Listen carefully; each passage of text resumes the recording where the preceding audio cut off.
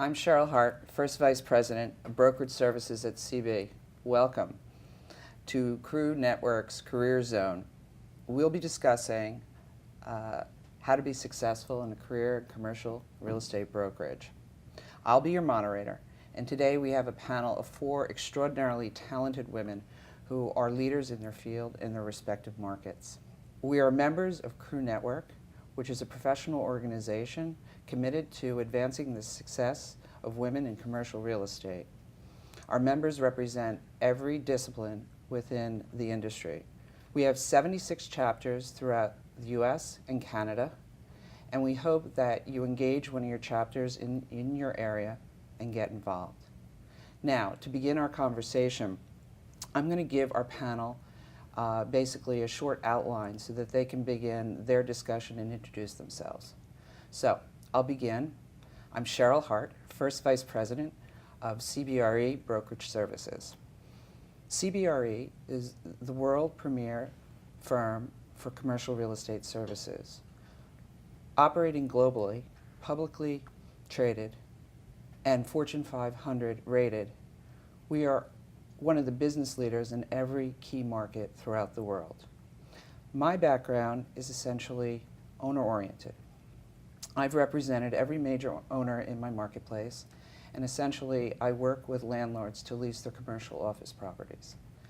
I have over 20 years experience, and I guess the best thing I can do is sort of give an overview of what it is when you represent an owner. The first thing you're going to do is develop a strategy in which you work to lease and create a leasing and marketing plan for essentially to make certain that the building is competitive within its market.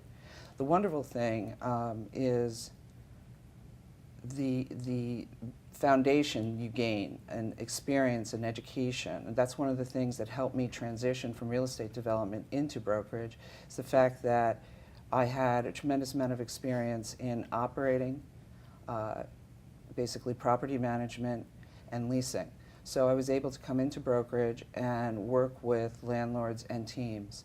And that's one of the things I recommend to professionals entering the business, because you can work on a team and you can gain a lot of knowledge and build a great foundation to take your brokerage career in other directions. And these ladies are going to talk about that. So a typical week is very fast-paced. You're going to basically be juggling multiple projects, touring buildings, prospecting for new business. You're going to learn a lot about real estate because you're going to be writing proposals, and you're going to get negotiation skills because you're going to be going through leases and negotiating those leases when you bring tenants in. What do I like most about my business? Well, aside from happy clients and the financial rewards that come with closing a transaction, pretty much it's fast-paced and it's never boring. Every day brings a new challenge, and basically you're never bored. So with that, I'm going to ask my first panelist to give us an introduction of her experience. Good morning. Thank you, Cheryl. My name is Mercedes Angel. I'm a senior director with Cushman & Wakefield, a private international third-party services provider. Cushman & Wakefield provides appraisal services, brokerage services, property management services, disposition services. My job at Cushman & Wakefield, I've been there 17 years, is as an office broker. I do both landlord and tenant representation, as well as working on the disposition team whenever we sell office buildings.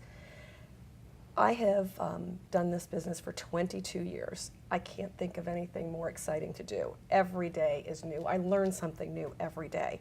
I love working with my clients, whether they be owners of buildings or corporate America in leasing the buildings. We have a team in the Tampa office of 22 brokers. My team consists of 3 people. We have different backgrounds. My background has always been in sales. Jeff, my partner, has a sales background as well.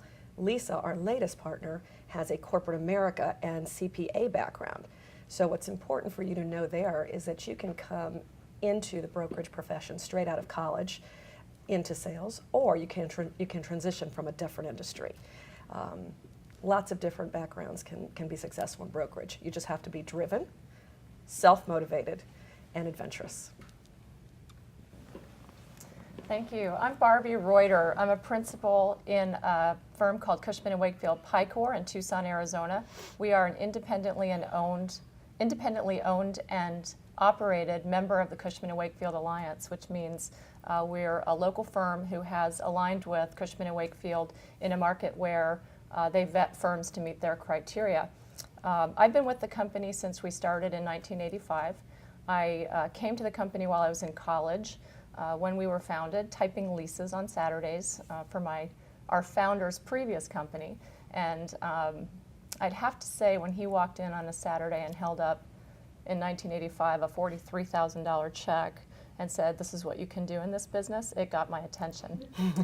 At the time, I didn't know where I would go. I was in college, and someone opened a door for me. Our company founder allowed me to work full-time when I was ready to do that, put me through real estate school, and my background really is in property management. We had the opportunity to manage a small building for a developer that we leased for, and it was the catalyst for a division that has now grown to manage 4.5 million square feet in our market. So our firm is a boutique firm, which really means a small entrepreneurial firm in a market. We're not in a major market, but we are now a large player in that market. We have 18 brokers. Each specializes in office, retail, or industrial, and 7 property managers in the division.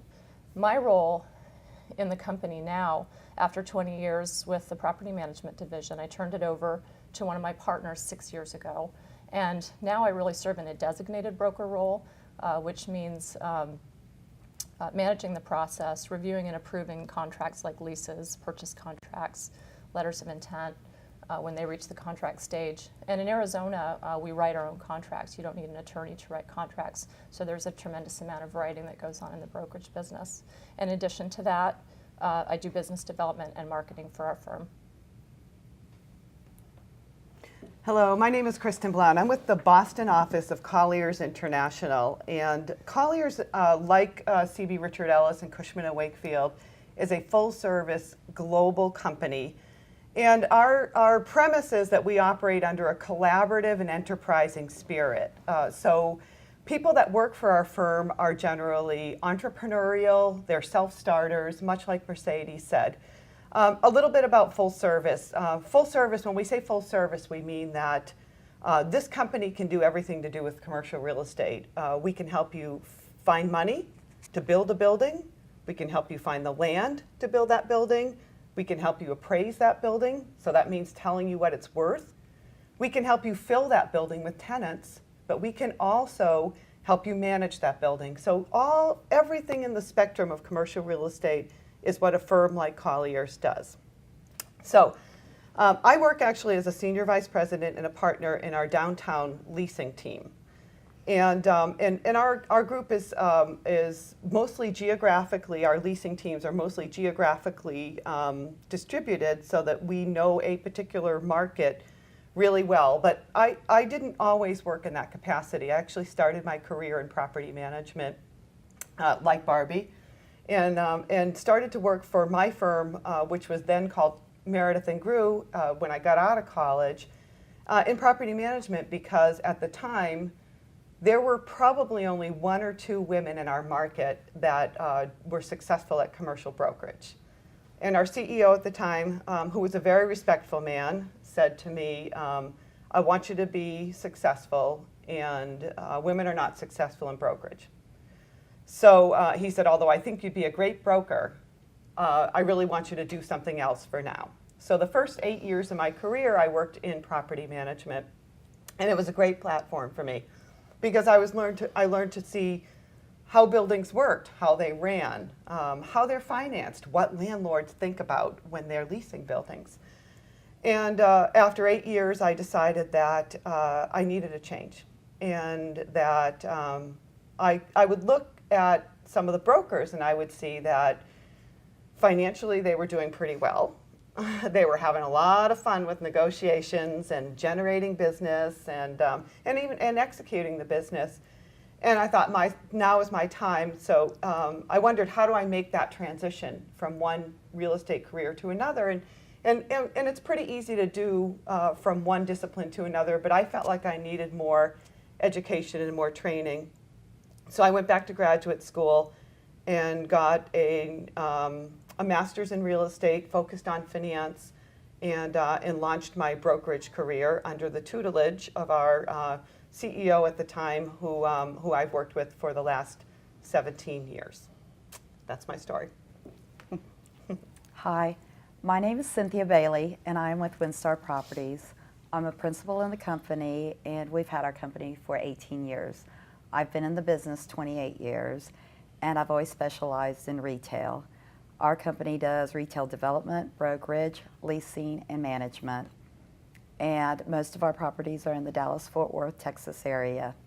We're a small boutique company, and I specialize in landlord representation, which means that I represent shopping center owners, and I bring them tenants which complement each other and create cross-shopping, which creates value to their asset. On a daily basis, I am dealing with sophisticated landlords and unsophisticated landlords. And then I also deal with mom and pop tenants and national tenants. So like these ladies, it's very fast paced and it's changing every day. And I enjoy the business because of that. Wow, we've got a tremendous group here. You're all very busy in different areas of the country. Let's talk about what you think the best personality or traits. What are employers looking for when they are looking to hire? So, and if you could think of, and some of you have said it already, but if you could think of a word, what's the best word for someone who's looking to be the personality type? What's the best word if you come up with one word, and why? Mercedes, you wanna One take- word. Self-starter driven, motivated, service-oriented. There is no one word. You've got to be a lot of different things. That's great. You also have to be a team player, because whether you're working on a team within your company or whether you're a lone broker, you're still assembling a team. It takes a lot of different pieces to get a transaction completed. You have to have attorneys in some states, you have architects, you have contractors, you have property managers. All of these people have to come in and put a piece of something together to get the transaction done. And so you have to be, you have to work with other people as well. It is really hard to put one word, but I think a foundational word is integrity. That's a Good. great Very word. good. It's critical. Excellent. Communication skills are absolutely critical, and so, I think some technology savviness is critical. Judgment, which is the hardest thing for us to interview, is really critical. I completely agree with the idea of drive and self-motivation. I think there's an element of leadership too, because a successful broker looks ahead, sees where the deal needs to be done, and brings the parties to it. So I think that's The ability to connect the dots. absolutely. Okay, Kristen? I would say, I think I can think of one word, and that's balance. I think we're balanced people. I mean, I think myself, I'm sort of a jack of all trades and a master of none, and except having all the balls in the air. You know, I work mostly for tenants. I work mostly for corporations, law firms, universities, healthcare providers, and I'm looking for space for them. At the same time, I might be negotiating a deal. At the same time, I might be, reading a lease and having to understand the elements of that. And at the same time, working with, I'm part of a 10-member team, working with any one or two of the other folks in my team, so working sort of team-oriented. So I really think that you have to be a balanced person. I think you spend half your time generating business and half your time executing business. And for every hit, you have a couple of misses. And so that's another thing, is that, dealing with, I didn't get that one, I'm just going to move on to the next. And there's some resilience. Exactly. Yeah. Resilience is it. Yeah. But it's balanced, in my opinion. I believe you have to be a self-starter because in this business, it's fast-paced and being part of a team is important, but people have to be able to rely on you. And I think that's very important. Well, you own your own firm, and you Yes. started your firm. What does your firm look for when you recruit?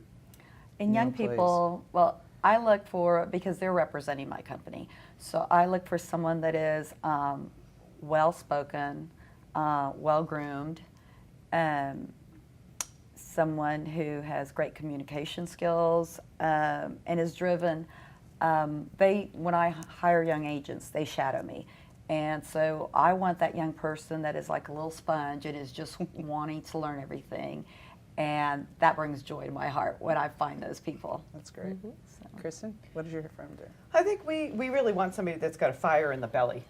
You know, it's a very specific business, and it takes a very specific person, and frankly, it's a life. I mean, it's not.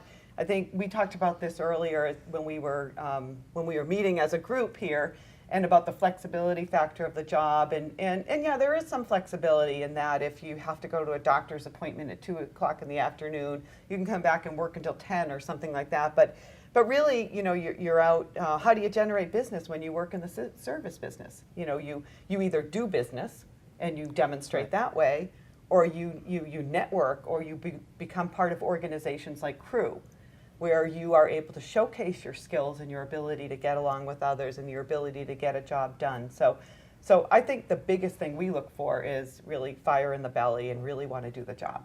That's really well said. Real estate's not for the faint of heart, and Yeah. brokerage certainly isn't. I guess the one thing I would add to that, we're not really set up, as some of the nationals are, to recruit and train new people. I shouldn't just say young, new people to the business. So one of the things we look for is someone who's been successful in another aspect of their life, and successful traits can translate to the brokerage business. Certainly success in sales in another field can translate to the brokerage business. Okay.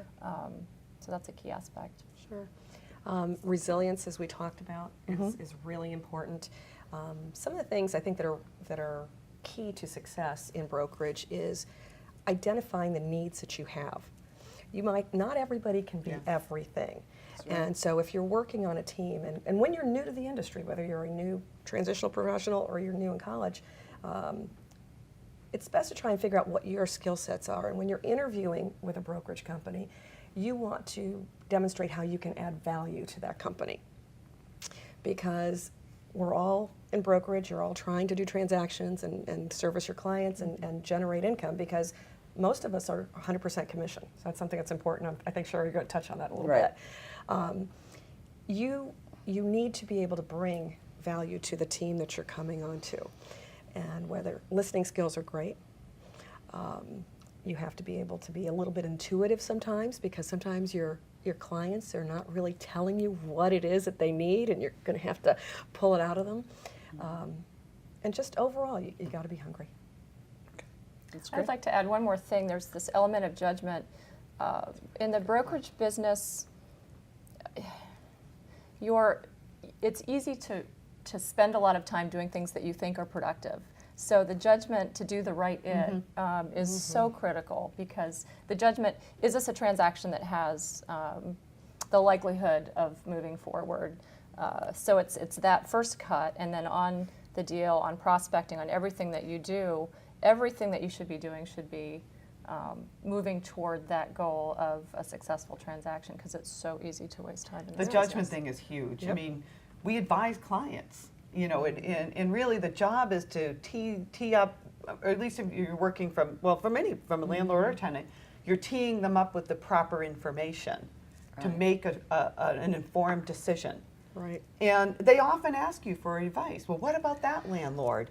And what do you think about? And the judgment thing is just, it's huge. Well, we are advisors. I think that's a great Yeah. point. And integrity and service is a core of what we do. And I think a lot of this is learned after a period of time. They don't have it initially. Right. And we all, certainly, I know I didn't have it. Right. And one thing you also learn, you know, like judgment, is qualifying who you're working with, because we are on straight commission. And so you need to qualify those tenants, and you need to qualify the landlords. You know, Absolutely. do they have the tenant improvement dollars? Do they have what I need to do the deal? And, you know, does the tenant have the financials And so that's very important. That's an excellent point. We're going to come back to that, talking about compensation and the different types. So I'm going to remember that, and we're going to come back. If there are some tips for interviewing for, people looking to come into the business, we sort of touched on it, the skill sets you need and what you should be, your personality should be like. But if you're sitting in an interview, what are the things you would advise people to highlight? If you're interviewing for a brokerage position, your resume should definitely be all about production or what you've done. Education is important, but if you're in college, you were in a sorority, or you were in a business group, put down what you accomplished. Accomplishments are key if you're going to be interviewing for a brokerage position. Well said. Yeah. I'd say do your homework on the company. Right. And that's a basic in any business, but in this day of free information, there is no excuse for not coming in armed, not just with information about the company, but the person that you're interviewing with, any principals in the firm, any brokers. You can do homework and find out what transactions they've done. If you can speak with some knowledge about their business, their role in the community, you're going to have a leg up. I say network, network, network, network, and network, and network. Yes. And then after that, be authentic. I think we were great again advice. talking earlier that I probably personally get 1 to 2 resumes a week from somebody. It's a high volume business, and there's an opportunity to be compensated very well in this business. So there's a lot of competition for the very few slots that some of our firms have. And I think don't come in and say what you think you want somebody to hear. Be yourself, because you are going to be yourself, because that's what you're going to sell and that's your product when you're in our business. Well said. I think in the interviewing process, it's important for you to follow up if you're interested in the position, because a lot of young people do not follow up, and they may be interested, but they don't send the email, send the thank you card, or call and say, I am interested and I want a shot at it. Boy, the That's a art, point. the It's a art of the great point. handwritten thank handwritten you note. note, which is Yeah. largely Becoming gone. I remember obsolete. every one I've received because Yeah. it Absolutely. speaks Me 10 too. times Right. the email. And if I could add something else, I think that interviewing for a brokerage position is not a one-time interview and you get the job or you Yes. don't get the job. Interviewing for brokerage can sometimes take 2 or 3 years Yeah. because of relationships. And so you have to approach every meeting as a prospective interview. Because your networking skills, your follow-up skills, your tenacity, your persistence, all of those things help support your future success in brokerage. Right, and exactly what you just said, Mercedes, is that what happened with you is that you needed somebody in your team to fill a slot that you felt like you needed this skill on your team, and probably the person you hired had come in to see you or other people in your team 3 or 4 times before you said, there's a fit there, that person's got a skill that would be helpful to complement our team. Correct. So who you know. It's good. Well, that leads me, how did you get your position? And to Kristen's point, networking, was it networking, sponsorship, or a mentor that got you to where you are? Oh, I think a little bit of all of those. I took a very circuitous route to brokerage. I started out in real estate software sales and research. And so I was teaching commercial real estate brokers how to prospect without ever having done it through a software product. And I traveled across the country. I met with 800 different commercial brokerage companies over the course of 5 years. And then we sold the company, and I wanted to settle down and have a family. And so I decided, let me try to do what I've been teaching everybody else how to do. And I was hired as a salaried plus commission broker for a Colliers group, Lee Arnold in Clearwater, Florida. I then transitioned over to Cushman & Wakefield 17 years ago, spent my first year and a half doing strictly landlord representation under a salary plus commission basis, looked around and said, wow, I can make a lot more money if I take a little bit of risk, maybe a lot more risk, and go 100% commission. In the long run, I'm going to make more money. And 17 years later, I most definitively am. I have worked with crew. I'm a delegate right now, going on to president-elect. I've had multiple mentors. Lee Arnold was a mentor for me. Carol Warren, Lenore Reynolds, Helen Wheelis, all of these people were just absolutely important to my career in terms of supporting me, helping me, teaching me, guiding me through the pitfalls. Whenever I made a mistake, they'd take me aside and kind of say, this is really probably what should have happened. Or they'd grab me before I made a mistake and said, okay, go this way. And it was very, very helpful. That's great. So Cheryl, you talked about mentors and sponsors, and it's becoming a very clear distinction now. But a mentor is somebody who is a resource for you, I think, and a sponsor is somebody who uses their political capital to advance your career, and they're usually in your company. And I've had the benefit of both, and I've had the same person be alternately a mentor and a sponsor for me. But I think it's very difficult to do it on your own. And you can seek out and recruit mentors. You can seek out and recruit sponsors.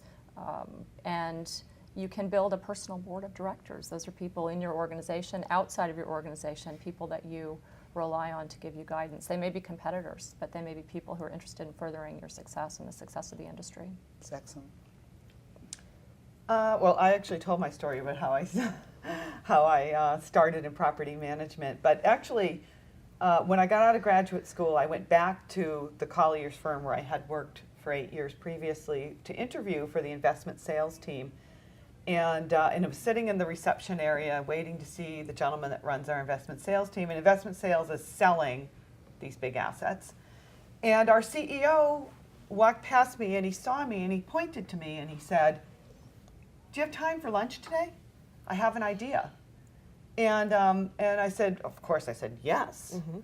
And so we went out for lunch and he said, "I've got to run the company and I need somebody to help me with transactions. And if you work for me, I'll help you transition into the business." And it was sort of a fortuitous moment for me because it just altered my plans. I remember going home that night and thinking, but I thought I was going to go into investment sales. I didn't think I was going to be a tenant rep broker. And having my husband say, "You're crazy. This is the opportunity of a lifetime," And so I think my point is that sometimes life takes you in other directions, and having an open mind to what could possibly lay ahead for you, even if it's different from your plan, it's a remarkable thing. And I've had a great run and a remarkable career, so very lucky.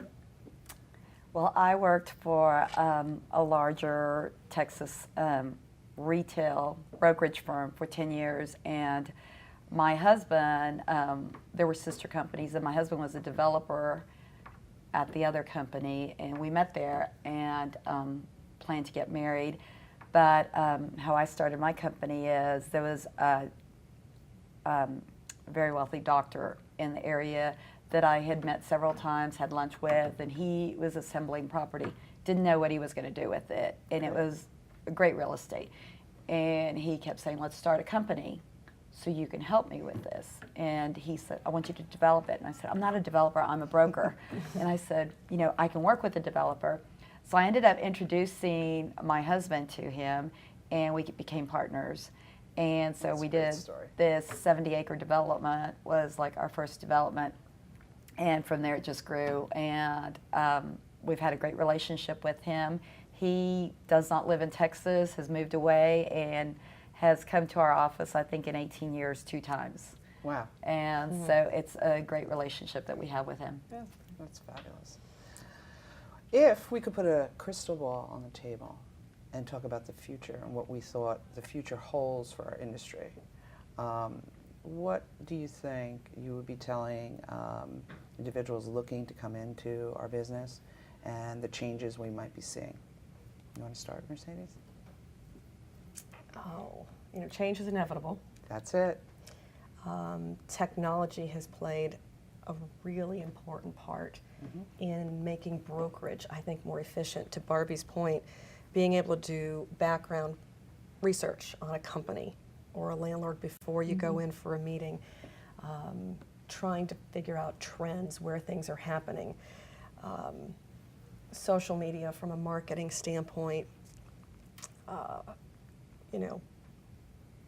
I think those are probably the most significant trends that I'm seeing right now. From my perspective, one of the things I know that's really number one, if you're in office, it's the technology has made the footprint of offices change. People are working from home.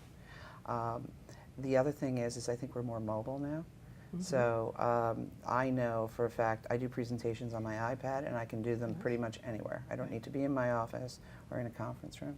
So that's something that I think is going to be very exciting, because the next thing, you know, is I think that we're going to see, we're moving faster than we ever have with the information. We're able to update markets, things like that, and keep the inventories of our buildings up to date with the technology.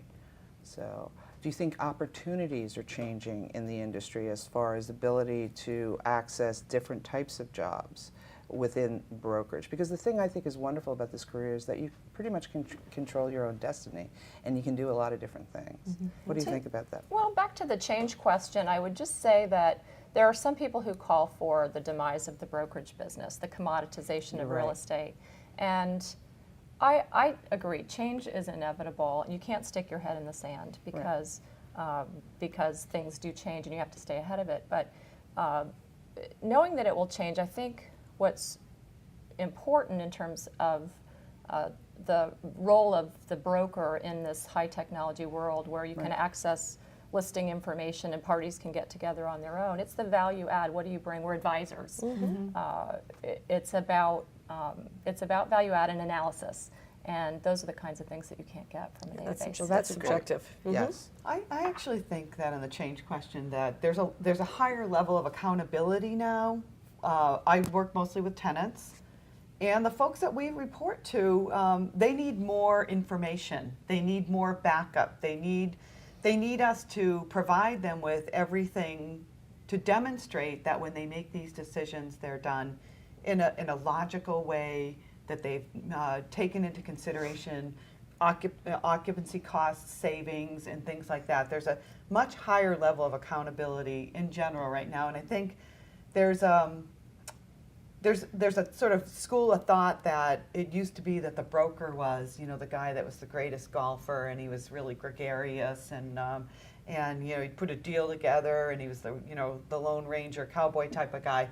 And I don't think that's the model anymore. I think we work in teams, and I think we provide a level of service at a business level, and it's a much more professional business than one would think. And so I think that's the direction we're moving in, and I think that technology and all the tools that are available to us will only make that easier for us to do that, Absolutely.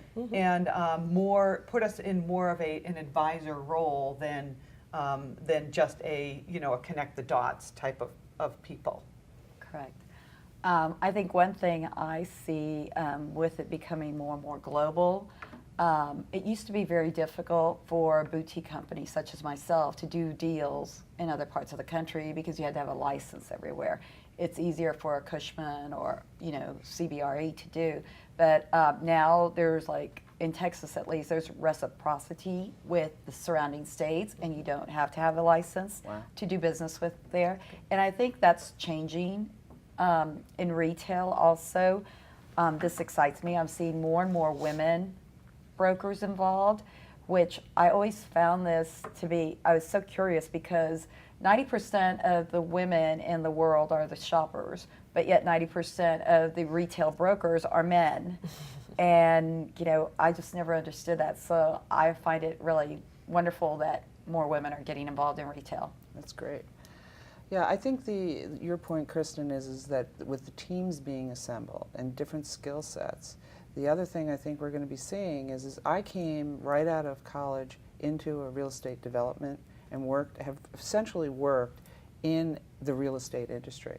But I think everybody's touched on the fact that you're also going to see people coming into the business by virtue of the fact that our clients are looking for a higher level of advice. So you've got all different types of industries coming in. So if you have a financial background, if you have a sales and marketing background, you can really be successful in this career.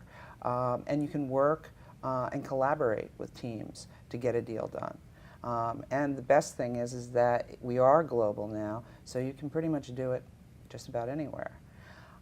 So that leads me to my next question, and back to what Cynthia was talking about, is compensation, and the fact that for the most part she's been commission-based her entire career. So do you want to start that conversation and what you think about that? Sure. I found in interviewing young people, graduating, that they are scared, especially young women, scared of commission when I mention it. And I really encourage them to try it because it's you're paid based on your performance, and to me the sky's the limits with commission, and it just reflects on your ability and how hard you work. Mm-hmm. And I love the team concept. I never was involved in the team concept, but I think that's wonderful because I think that working as a team gives people confidence. Mm-hmm. Whereas if they're out there individually, it's harder. But I always advise them too, when you're working straight commission, you need to understand that you have to save for a rainy day. Because especially in retail, there's the fourth quarter, you are not going to get a deal done because those retailers are doing their Christmas business. And so you have to be prepared for that. And you also have to be prepared to pay taxes because you are, an independent contractor. Mm-hmm. So. Our firm, we do a salary bonus model for the first 3 years that somebody works for us, and then you gradually transition over a course of 6 years. And it seems like a long time, and I think that's one of the points that I've heard, at least when I've interviewed young people, is I want to be up, I want to be running right away. This is an age where I can turn on my iPad and I have access to information. Why does it take so long? And it's because our business is a relationship business. I mean, it's a results-driven relationship business, and it takes a long time to build up that business. And at least where we are, our core market in Boston is 61 million square feet. We like our young people to know every building, who owns it, when was it built. I mean, there's a ton of market information. But it's also building up the judgment skills and the level of experience to be able to comment on a particular comment on a proposal or whatever it is. So from our perspective, you work up to that, and I totally agree with you, Cynthia, that once you get to the point where you're at commission, the sky is the limit, and how much you make is just a function of how hard you're willing to work, how many people you're willing to get to know, and how well you're willing to do your job. Agreed. I think there are people who have a commissioned mentality or salaried mentality, and very consistent with the sky's the limit. You're paid what you're worth when you're on commission, and there are firms that ease the transition in market knowledge. Boston has a longer learning curve than probably the average market. In our market, we say it takes 3 years for you to get to the point where you can be making a living and profitable as a broker. There also are different models with companies in compensation. Yours are independent contractors, ours are employees. Mm-hmm. So they don't have to budget for payroll taxes, and the benefit structures are a little bit different. So those are questions you'd want to ask when you're interviewing. Sure. I've done both, salary plus bonus as well as straight commission. And if you have the ability, if you don't have financial obligations like a mortgage, if you don't have anybody relying on you financially, I would highly encourage you to look into getting into a commission-based employment situation. The rewards are outstanding. There's something about the confidence you gain from killing what you eat, or and being totally responsible for what you're bringing in. Again, when you're teaming, it really helps support the process. And if you're new to the industry and you get onto a team, there's going to be a certain level of cash flow that's already coming in, and that you'll be participating from that income stream. But please note that when you're being interviewed for that type of a position, you're asking the team to take a risk on you, and they're going to be funding you. So there's going to be a lot of expectation there. So that's great. I think the key here is that there's opportunities at each level, whether it be commission, a combination of salary with commission, and as Barbie indicated, you should ask the company you're interviewing with to see what the different options are available. The next thing I want to talk about is, we talked about networking and sponsorship. What has Crew Network brought to you in your career? And for women especially looking to come into this business in brokerage, which has traditionally been a male-oriented business, how do you feel Crew has helped you? I am a new crew member. This is I think I've been in 18 months. And so for me, at this stage in my career, I really didn't think I was going to get local benefit because I knew everybody in the market and I've already been doing transactions. So I didn't think it was going to help me locally. I was wrong. In 18 months, I've probably done 6 new deals that I would not have done had it not been for Crew. That's local. On a national basis, the platform that it has given me has been outstanding. Being a part of this panel, meeting ladies like all of you, attending the conference, it has been outstanding. The network's phenomenal, and like anything, when you demonstrate that you're competent in one area, people perceive that you're competent in another. So do committee service for Crew, be visible in your local chapter, and people see you and assume that, or know perhaps, that you're good at what you do. We got to direct benefits 2 months ago. We listed the largest leasable industrial building in our market through a local Crew referral from a board mate of mine. So hopefully we'll lease it. Yeah. I think one of the things we talked about earlier when we met as a group was one of the things that makes an organization like Crew special is that it's really the only business organization that I belong to that's really truly, we're all dedicated to helping each other. We're all, and our ideas are, if the tide rises, then we all rise. And so as a result of that, I really feel like, and I can say I was a past president of my chapter. I was a president of the network in 2010. And I feel like this is a place where I can meet, I can see mentors. I can meet new mentors right here around this table. I can get new business. I think I can track like 25% of my new business. And I think, and most importantly, this was a place for me that I could develop leadership skills in a safe environment where people were holding me up and saying, if you fall down or if you do something stupid or if you say something stupid, we're going to help you. And I think that's pretty remarkable. Mm-hmm. I've been in Crew Network for 15 years, and I'm a member of 2 chapters, Dallas and Fort Worth. I'm a past president of the Fort Worth chapter, and I find it a wonderful organization. It's very humbling. The women you meet in the organization are amazing, and it has really helped me with my leadership skills.